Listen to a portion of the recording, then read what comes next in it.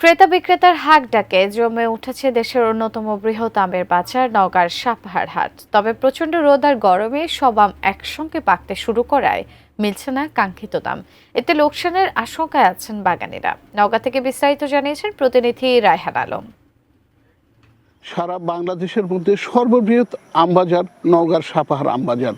দেশের বিভিন্ন জেলা থেকে পাইকাররা ব্যাপারীরা এসে তারা আম কিনছেন এবং তারা তাদের নিজ নিজ জেলায় নিয়ে যাচ্ছেন। আম চাষিদের সাথে কথা বলে তারা যেমনটি জানিয়েছেন যে এবছর প্রচণ্ড গরমের কারণে প্রশাসনের বেঁধে দেওয়া নির্ধারিত সময়ের আগেই আমগুলো পেকে যাওয়ায় তারা গাছ থেকে আম নামিয়ে বাজারে বিক্রি করায় তারা কাঙ্ক্ষিত দাম পাচ্ছেন না। অন্যদিকে প্রতিমণ আম 50 থেকে 52 কেজি দরে তাদের আম বিক্রি করতে হচ্ছে, ফলে তারা লোকসানের আশঙ্কা করছেন।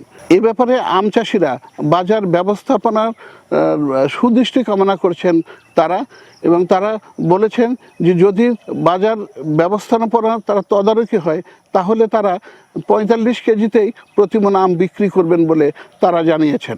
নওগাঁয় কৃষি সম্প্রসারণ অধিদপ্তর সূত্রে জানা গেছে এবছর 30,300 হেক্টর জমিতে আম চাষ হয়েছে এবং তারা লক্ষ্যমাত্রা নির্ধারণ করেছেন 3,68,234 মেট্রিক টন, এবং এবছর তারা প্রায় 4,000 কোটি টাকার নওগাঁ থেকে আম বেচা কিনা হবে বলে তারা জানিয়েছেন।